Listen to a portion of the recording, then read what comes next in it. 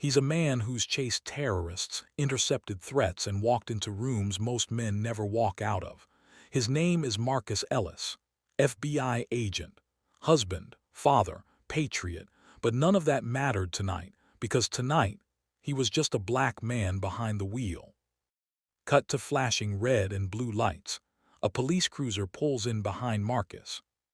And for some officers, that's the only identity they see. Marcus, dressed in a dark suit, drives home from a long surveillance operation. His eyes are alert, scanning the road, but there's fatigue beneath them. His phone buzzes. Fugitive sighting near exit 12. Proceed with caution. As he glances toward the exit, a cruiser lights him up. No siren, just the lights, he sighs, signals, pulls over. In his mind, he runs through the drill, hands visible, no sudden moves, calm voice. It's second nature now, not as an agent, as a black man in America. The officer approaches. White, mid-30s, built like a linebacker but walking like he owns the road. Officer. License and registration. MARCUS. Of course, officer, reaching into my glove compartment. He moves slow, measured. Hands always in sight. He hands over everything. The officer doesn't even look at the documents before locking eyes. Officer. You from around here? MARCUS. Yes, lived here 10 years. Officer, skeptical. What brings you through this area tonight? MARCUS. Just finished work, heading home. The officer walks back. His boots stomp in the wet gravel. Marcus watches him in the mirror. He didn't ask about speed, didn't mention a violation, just questions, probing, looking for something that isn't there. The officer comes back, doesn't hand back the license. Officer. You seem to be driving pretty fast back there. What's the rush? MARCUS. I received an alert about a fugitive. Thought I might have seen him. I was following up. Officer. A fugitive, huh? What are you, some kind of bounty hunter? MARCUS. No, I'm with the FBI. Beat. The officer tilts his head. Doubt creeps in. Officer, smirking. FBI, you got any proof of that? Marcus opens his coat slowly, pulling a leather badge case, holds it out. MARCUS. Special Agent Marcus Ellis. Badge number 472,981, based out of the D.C. field office. The officer leans in, looks at it, then at Marcus, then back at the badge. He steps back. For a moment the air shifts. The rain sounds louder. The lights seem brighter. That badge is a hammer on his inflated authority. Officer, stiffly. Wait here. He returns to his cruiser. Marcus waits, watching, rain sliding down the windshield like slow-moving tears. A second cruiser arrives. A black female officer steps out, confident, calm, professional. Officer 2. Evening, sir. I'm Officer Davis. May I see your credentials again? MARCUS. Of course. He hands it over again. She looks, nods. Officer 2. Thank you, Agent Ellis. We'll confirm with dispatch. Back in the cruiser, the white officer clenches his jaw. His voice into the radio is lower now. His confidence dented. Dispatch. Confirmed, Marcus Ellis. Active FBI, clearance level 4. Let him proceed. The second officer walks back to Marcus. Officer 2. You're good to go, sir. Apologies for the delay. Marcus nods, no anger, no smirk, just tired. The first officer slinks back. Officer, mumbling. Sorry for the trouble, Agent. Marcus drives in silence, rain tapping, wipers scraping, his jaw tight, hands gripping the wheel just a little too hard. He's had guns pulled on him, face-down killers, but tonight felt more personal, more painful, because his badge didn't protect him until after suspicion settled in. He pulls into his driveway, lights off, family asleep. He stands in his hallway, drenched. He takes off his coat, drops it to the floor. In the mirror, he sees himself, a ghost of strength and exhaustion. He pours a drink, sits. The badge is on the table, next to it a photo of his daughter, smiling. He teaches her about honesty, strength, grace under fire. But how do you explain to your child that even with a badge, your skin can still make you a target?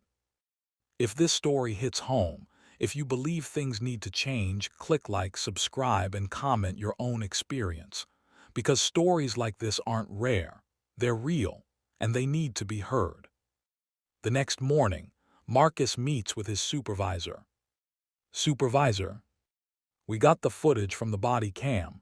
You should see this. They watch, silence, then the officer's voice. Body cam audio.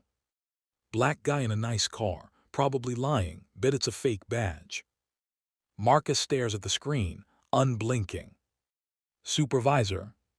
He had no idea his mic was hot. Marcus nods. MARCUS. What happens now? Supervisor. Internal review. Maybe press will back you, whatever you want to do. Marcus looks out the window, rain again. Later that week, Marcus returns to the precinct. He asks to speak to the police chief. He enters a quiet office. Chief coldly. We reviewed the footage. It doesn't look good for our guy. MARCUS. It looks worse than that. It's systemic. This isn't about me. It's about what he thought when he saw me. Chief. What do you want? Marcus places a flash drive on the desk. MARCUS coldly. I want the truth on record, and I want change. What happens when the footage goes public?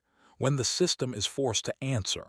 When one man's dignity demands accountability? Suddenly the quiet explodes, a breaking news chime. Anchor TV audio. Tonight, disturbing body cam footage of a routine traffic stop involving an FBI agent has sparked outrage across the nation. Clips flood social media. Black FBI agent harassed, proof of racial bias. The officer's words loop on every platform.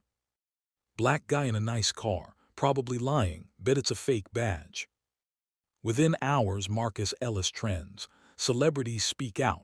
Protests spark outside the precinct. People are angry, but more than that, they are tired.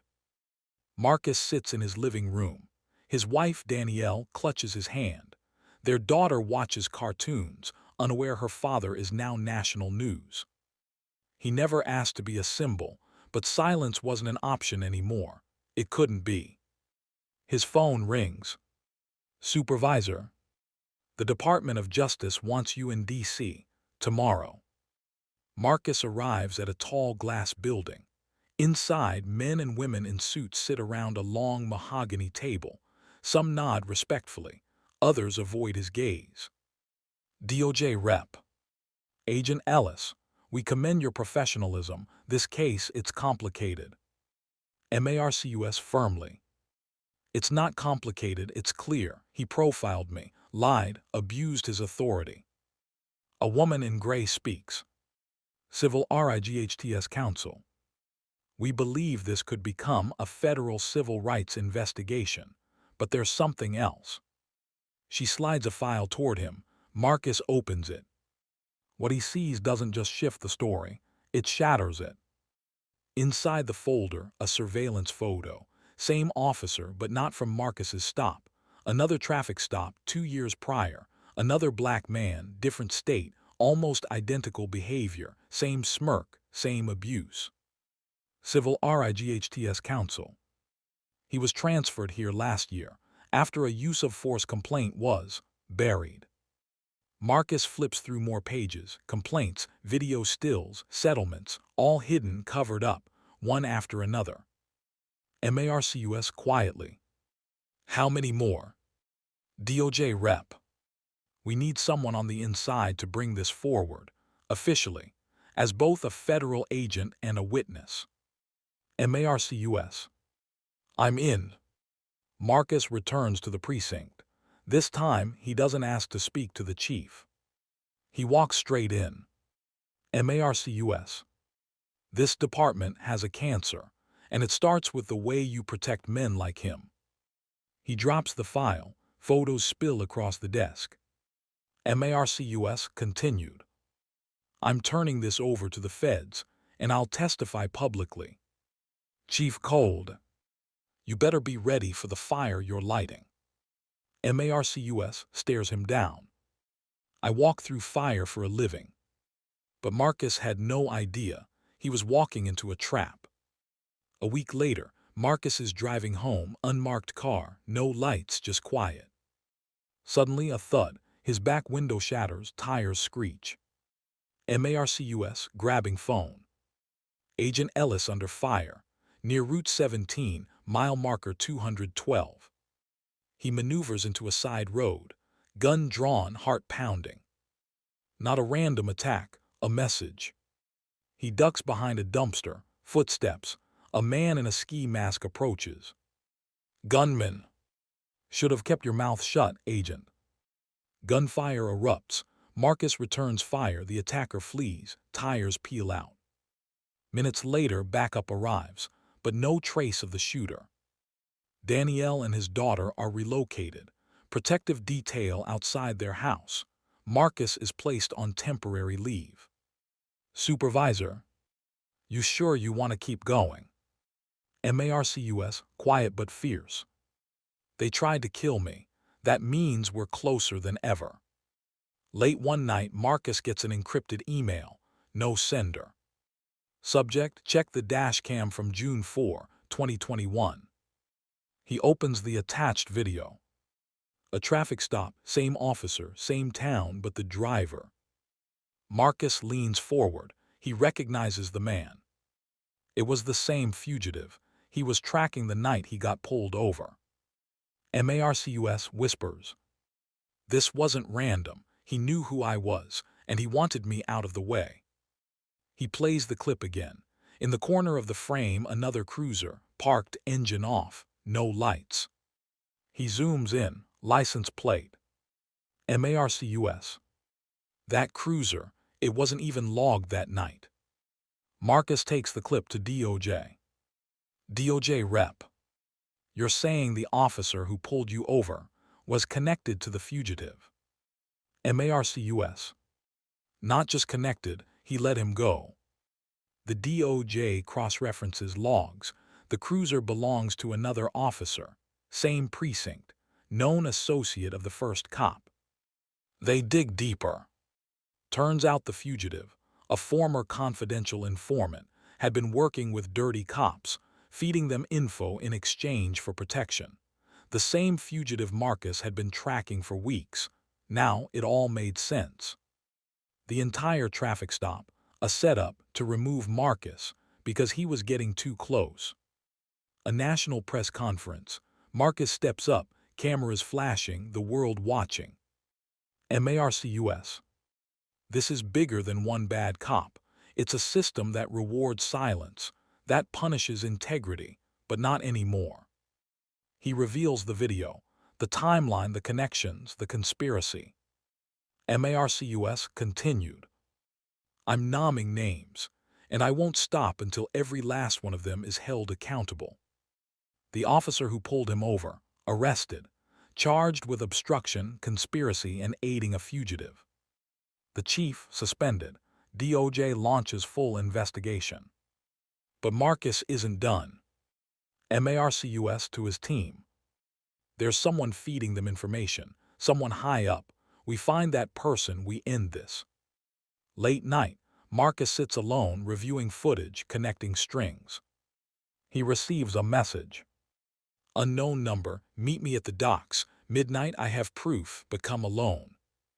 He grabs his coat, holsters his weapon, steps into the night. What he does know, this time they're waiting. Marcus steps onto the dock. A figure waits under a broken street lamp. Voice. You're braver than I thought, Agent Ellis. MARCUS. You got something to say it. The figure tosses him a folder. Inside photos, audio transcripts, a name.